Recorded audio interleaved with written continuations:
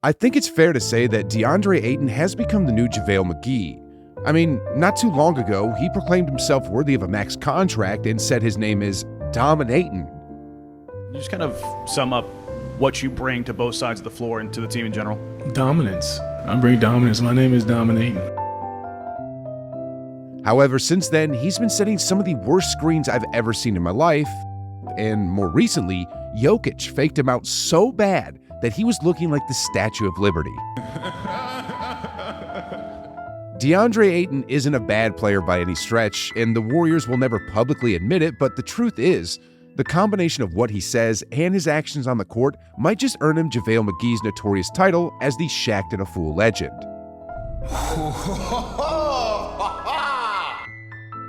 Ladies and gentlemen, the recent week of NBA basketball has been nothing short of amazing. The Clippers have overtaken the Wolves and OKC as the #1 team in the West. The Warriors have a potential superstar on the rise, and out in San Antonio, there seems to be a mutiny going on against Victor Wanyama. And with that being said, let's get the show started. Last Friday's game featured a thrilling showdown between the San Antonio Spurs and the New Orleans Pelicans, showcasing a duel between the Alien and the Son of Thanos, two of the most hyped prospects over the past decade, and they didn't disappoint.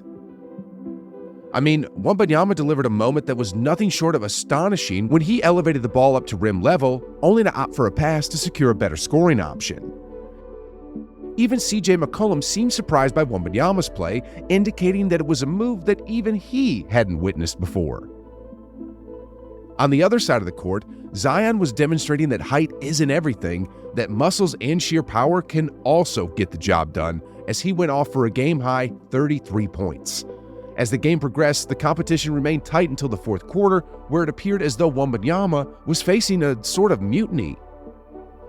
You see the shot attempt with 7.5 left in the fourth quarter? Well, this was the only shot attempt he took in that quarter, and it was off an offensive rebound. When a dude is 7'4" and has the ability to score effortlessly around the basket, yet his teammates aren't creating opportunities for him, something is definitely wrong.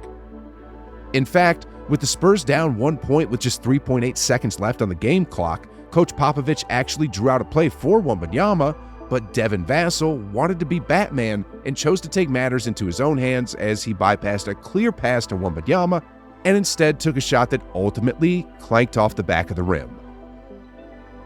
On Saturday night, Ben Simmons made a return to the Wells Fargo Center in Philadelphia, where he was met with boos more thunderous than any I've ever heard before. Back iron, Simmons the rebound. Good block out by number 10. Gotta be honest, I'm a little bit surprised That same Saturday night also saw LeBron James and the Lakers heading to Madison Square Garden for a showdown with the Knicks. During the game, an image surfaced of LeBron taking a photo with a 9-year-old Brunson, only for him later to be seen in the same game, chasing down a 27-year-old Brunson in what resembled a live action of Tom and Jerry. All jokes aside, it was actually pretty good defense from LeBron as he shut down the Knicks star in the clutch to help his team grab the W. The following Sunday signaled trouble for the Milwaukee Bucks, who suffered their third loss in 4 games since Doc Rivers became head coach. And to make matters worse, it was against the Utah Jazz in a game where they had a 14-point lead in the fourth quarter. Middleton and Lopez were sidelined with injuries, but even in their absence, you'd expect that a healthy Giannis and Dame time would have been enough to pull out a win, but sadly, the Bucks fell short of those expectations. Adding to the Bucks' woes, their next matchup against the Suns further compounded their struggles. Kevin Durant made a statement against Giannis, delivering a sledgehammer so thunderous that it seemed to challenge the legitimacy of Giannis' 2021 championship, almost as if declaring it a fluke.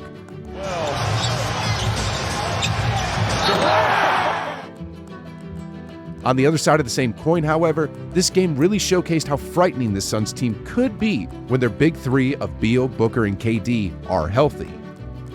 I mean, not only did they each score 30-ish points in this matchup, but they were making it a point to rip the Bucks' heart out as well. Like, when was the last time you saw a player in 2 consecutive plays declare their opponents too small? Following this, Monday brought an epic showdown between the Atlanta Hawks and the hottest team in the West, the Los Angeles Clippers.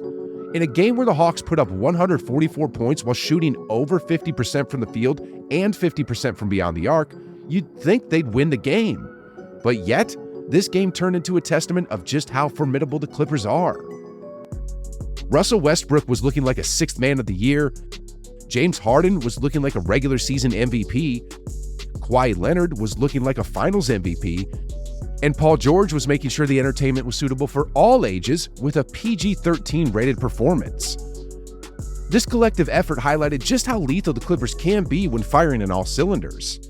Since their initial slump when acquiring James Harden, they've now won 31 of their last 40 games, which gives them a win percentage of 77.5%, which would actually be good enough for the number 1 seed in the league.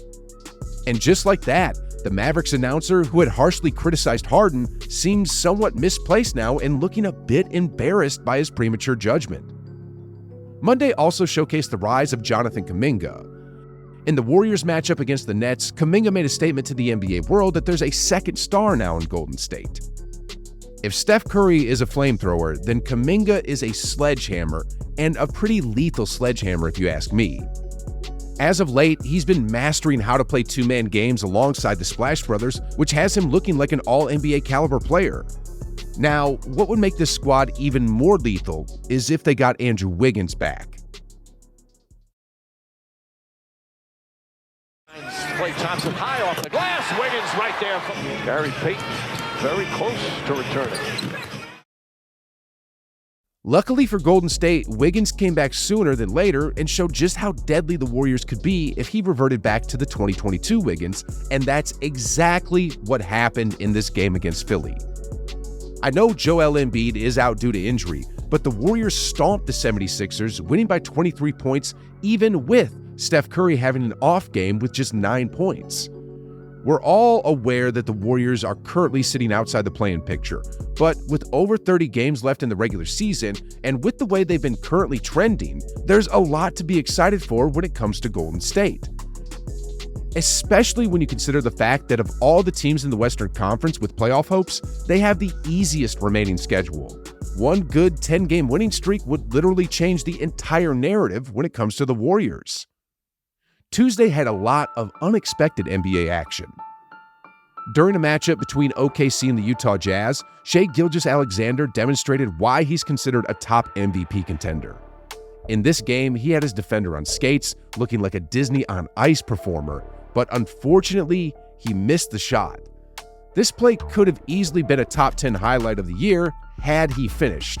But anyway, a few minutes later, Lauri Markkanen seemed to respond to SGA's earlier play with a statement of his own implying, "I may not possess your ball handling skills, but I won't miss my shot," as he proceeded to sink 2 crucial shots that ultimately secured the game. On that same Tuesday, in a moment that might be hard to believe, Kyrie Irving caught an alley-oop and executed a powerful slam in what could be interpreted as a defiant message directed at his former boss, Joe Tsai. Luka couldn't believe what he saw. Then, later in the game, a Nets fan had this to say to Kyrie. Kyrie, why don't play like this when you were on the Nets? Yeah, why? Why, Kai? Thank Mayor Adams for that, bro. For someone who's the master at playing below the rim, that was a vicious slam. Also on Tuesday, the basketball world witnessed the upset of the week. The matchup between Chicago and Minnesota might not have seemed particularly thrilling at first glance. After all, a top team from the West facing the 9th seed from the East doesn't usually scream headline material. Furthermore, with a 23-point lead at one point, it appeared the Bulls were all but defeated, metaphorically buried 10 feet under. However, against all odds, they orchestrated one of the most remarkable comebacks of the season thanks to the heroics of 2 players.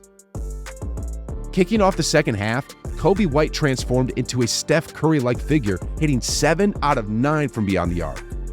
DeMar DeRozan, on the other hand, drastically changed his approach after only attempting 2 free throws in the first half. Copying the Lakers' strategy, he practically lived at the free throw line, successfully making 15 out of 16 attempts from the start of the third quarter. Anthony Edwards and Karl Anthony Towns both delivered monster performances for Minnesota, but it turned into a classic scenario where a team with a significant lead takes their foot off the gas pedal. Before they knew it, the Timberwolves found themselves gasping for air as the Bulls completed their stunning rally. Shifting gears, Donovan Mitchell decided to partake in the off-the-backboard party, making a statement on Monday night at the expense of the Sacramento Kings. Continuing his impressive performance streak, Mitchell dazzled in the next game by scoring 40 points against the Wizards, but yet, the game's standout moment didn't belong to Mitchell. Instead, it was actually Jordan Poole who captured the spotlight, although for less celebratory reasons. The former Warriors' borderline star, in 25 minutes of game time, scored 0 points, fouled out of the game, and then was met with boos by his home crowd. Switching topics, there's been a buzz around Lonzo Ball as he was spotted at the Bulls' practice facility taking shots, sparking rumors of a potential return to the court. On a bigger note, the trade deadline was set to expire this week, and let me just go over the significant stuff here really quick. So, the Golden State Warriors, who Wojnarowski said was going to be at the heart of it all, finally made a trade. Corey Joseph was sent off to the Pacers for a future second-round pick and cash. Sheesh, guys. After all the speculation, this is what it all amounted to? On a more serious note, the Knicks made the most notable trades, securing both Bojan Bogdanovic and Alec Burks from the Pistons. Now, if Julius Randle and OG Anunoby can just get healthy, things are going to get exciting in the East. Out west, OKC acquired Gordon Hayward, a former All-Star guard. While they didn't quite get a current star like Lauri Markkanen, if Hayward could stay healthy, things could get interesting. You know what this trade deadline really showed, though? That James Harden was right. That Daryl Morey is just one big liar. Because, So we playing in Denver, and I hit Daryl Morey with the, "Hey, I'm getting traded." You know. No, not you. No, of course not.